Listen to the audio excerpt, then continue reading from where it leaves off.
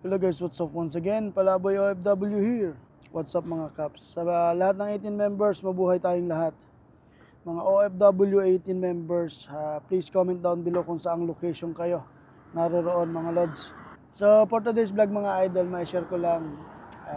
Dito ako sa Kuwait ngayon, nag-aantay ng duty. Diyan sa building na yan, diyan ako nagtatrabaho. Diyan sa Symphony Mall dito sa Kuwait, sa Salmiya mga lods. Ngayon, pag-usapan natin mga idol kasi sa diss track ni Abra, sundan lang natin yung nakaraang vlog natin na lahat daw ng members ng 18 or ng fandom ng SB19 is mga underage.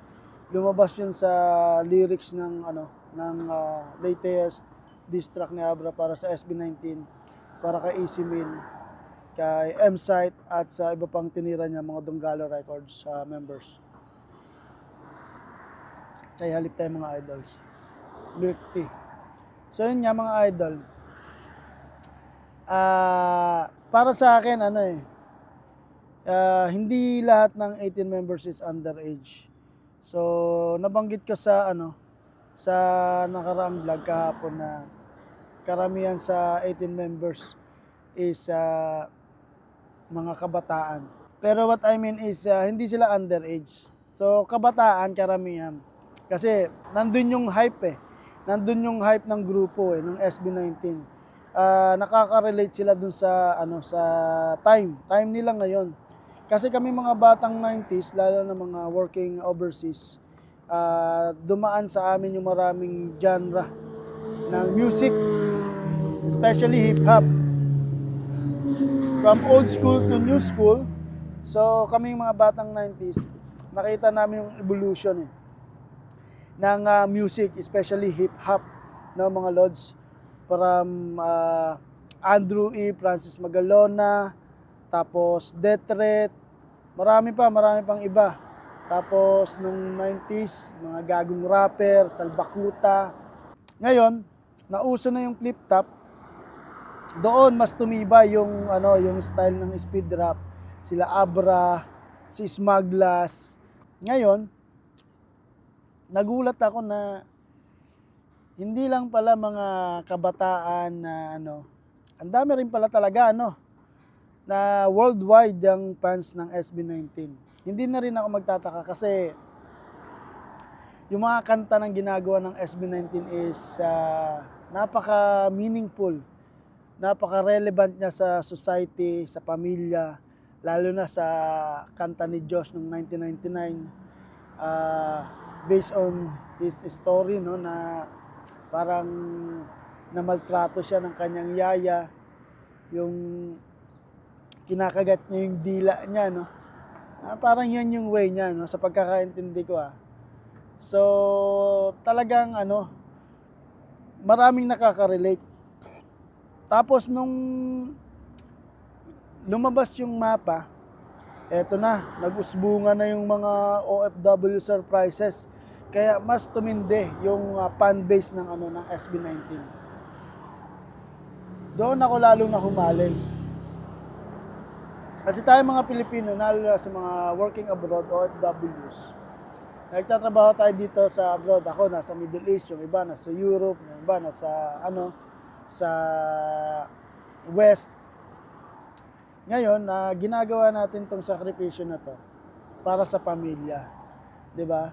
Sa lahat ng mga sakripisyong binigay sa atin ng ating mga magulang, sinusiklian natin yun. Ayun yung pumasok yung kantang mapa. Maraming OFWs na gumawa ng mga vlogs, mga vlogger na OFWs, sinurprise yung kanilang mga magulang na kami naman dahil ginawa niyo yung part niyo para sa amin na mapabuti kami. Kung hindi dahil sa inyo, wala kami ngayon sa kinalalagyan namin. Ayun yung pinakamatinding tumatak na kanta ng SB19 at lalong humugot ng fanbase at nagpalaki ng fanbase nila worldwide.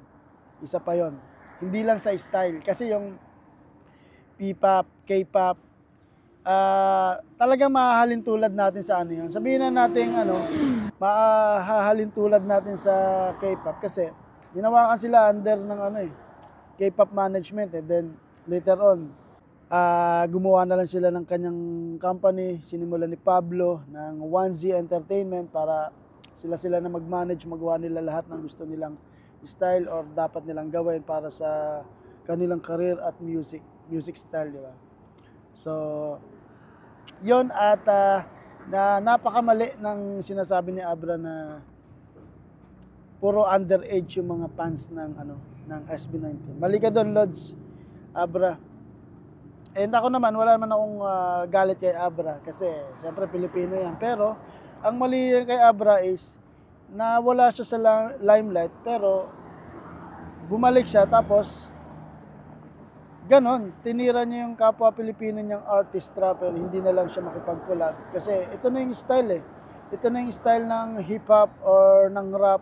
Iba-iba eh. Hindi naman siya pinakailaman ng SB19, di ba? Na ganito yung style mo, dapat baguhin mo, ganito. Iba-ibang style yan eh, pero hip-hop pa rin. So wala pala talagang underage. Kukunti lang yung underage sa SB19. So majority is mga thunders. Katulad namin na batang 90s, nasa 40s na and then late 30s, ganyan. Di ba? O, shout out sa lahat ng mga thunders na SB19. 18 members worldwide, mga lods. Sa Pilipinas, sa lahat, sa buong mundo. Napakatindi ng SB19. So, good vibes lang mga lods. Comment lang tayo according sa nararamdaman natin at huwag tayong mang-hate. And, yon. Ingat sa lahat. And then, sa SB19, good luck. At marami pa tayong lalakbayin. At marami pa kayong gagawing kanta para sa bawat Pilipino at bawat OFW around the world. So, yun lang mga idol. Palaboy OFW here. Kasama natin si Rapi Sam Still and Brian Pantanar, mga idol. Mabuhay. Ingat.